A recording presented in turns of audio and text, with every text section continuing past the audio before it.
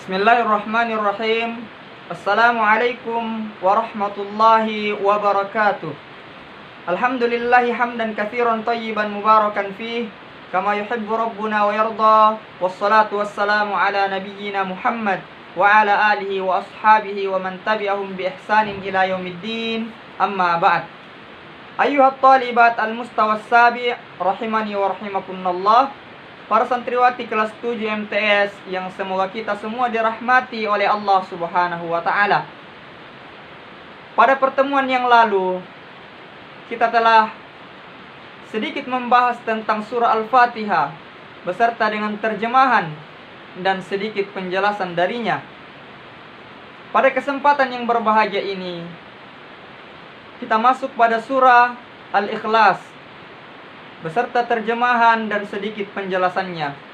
Semoga apa yang kita sampaikan pada kesempatan yang berbahagia ini dapat bermanfaat dan kita bisa implementasikan, kita bisa amalkan dalam kehidupan keseharian kita. Ayuhat talibat rahimakumullah. Allah Subhanahu wa taala berfirman, A'udzu billahi minasyaitonir rajim. Bismillahirrahmanirrahim. Qul huwallahu ahad. Katakanlah wahai Muhammad bahwasanya Allah Subhanahu wa taala itu esa. Allah Subhanahu wa taala itu satu. Walaupun mungkin ada orang-orang di muka bumi yang fana ini mengatakan bahwasanya itu adalah Tuhan. Itu adalah Tuhan. Akan tetapi keyakinan seorang muslim meyakini bahwasanya hanya ada satu Tuhan, yaitu Allah Subhanahu wa taala. Tidak ada Tuhan selain Allah Subhanahu wa taala. La ma'budun bihaqqin illallah. Tidak ada yang berhak diibadahi, disembah kecuali Allah Subhanahu wa taala. Satu-satunya persembahan ibadah kita hanya untuk Allah Rabbul Alamin, bukan kepada selain Allah. Allahus Samad. Allah Subhanahu wa taala tempat meminta segala sesuatu. Allah Subhanahu wa taala tempat kita bergantung.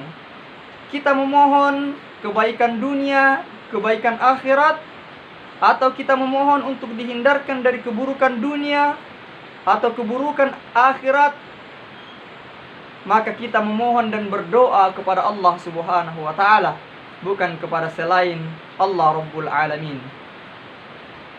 Kemudian ayat yang ketiga, lam yalid wa lam yulad.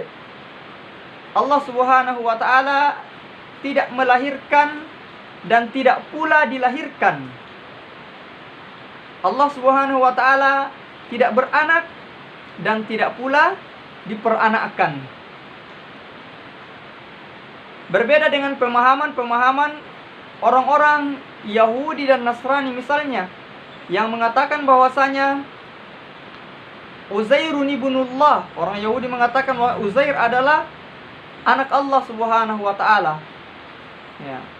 Dan waqalatin Nasara al-Masih ibnullah. Dan orang-orang Nasrani mengatakan bahwasanya Isa al-Masih adalah anak Allah Subhanahu wa taala. Dan ini menjelaskan kepada kita bahwasanya Allah itu tidak beranak dan tidak diperanakkan. Karena yang beranak dan yang diperanakkan menunjukkan bahwasanya itu adalah sifat kekurangan.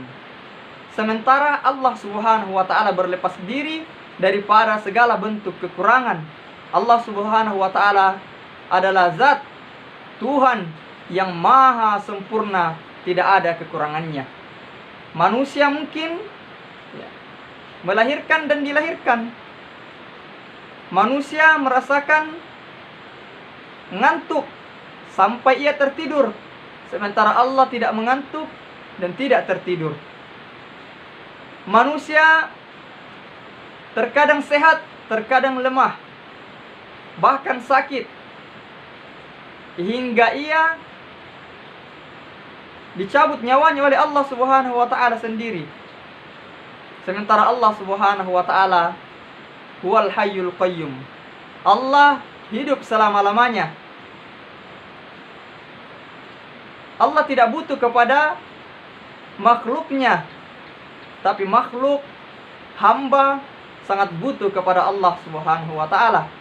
Seandainya semua makhluk itu beriman, maka itu tidak akan merubah kedudukan Allah Subhanahu wa ta'ala, keagungan, kemuliaan, kebesaran, dan ketinggian Allah Rabbul Alamin. Dan jikalaulah semua manusia ingkar, tidak mau beriman kepada Allah Subhanahu wa ta'ala, maka itu sama sekali tidak akan menggoyang, tidak akan merubah kekuasaan Allah Subhanahu wa ta'ala, kebesaran Allah Subhanahu wa ta'ala, kemahasempurnaan Allah Rabbul Alamin. Maka itu semua kembali kepada kita. In ahsantum ahsantum li anfusikum. Kalau kalian berbuat baik, kalau kalian mau beriman, kalau kalian mau mempercayai dan beribadah kepada Allah Subhanahu wa ta'ala, maka itu untuk diri kalian. Wa in asa'tum falaha. Tapi kalau kalian berbuat keji, berbuat buruk, tidak mau beriman kepada Allah Subhanahu wa ta'ala, tidak mau menyembah hanya kepada Allah Subhanahu wa ta'ala, maka itu pula kembali kepada diri kalian. La ikraha fid din.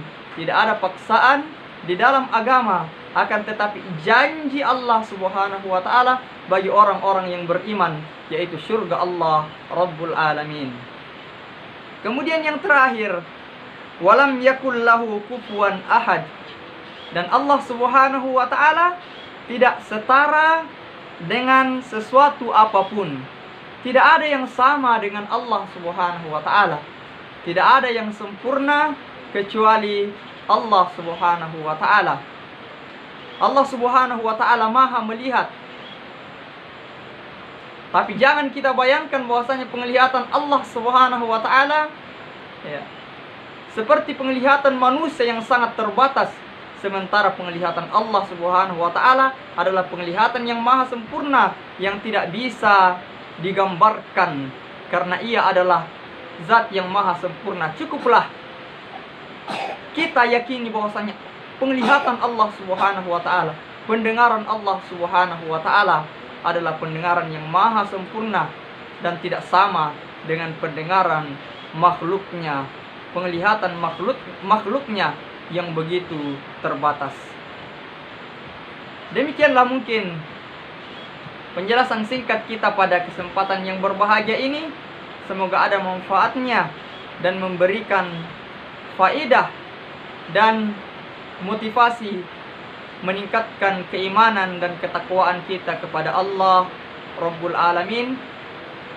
Kemudian yang terakhir, untuk kehadiran anak-anakku sekalian, tulis di kolom komentar nama kelas, dan lebih bagusnya lagi menulis asal atau daerahnya. Sekali lagi kehadirannya, tulis nama kelas dan asal daerah masing-masing. Usikum wa iyaya bitaqwallah faqad fazal muttaqun. Subhanakallahumma wa bihamdik asyhadu an la ilaha illa anta astaghfiruka wa atubu ilaik. Wassalamu alaikum warahmatullahi wabarakatuh.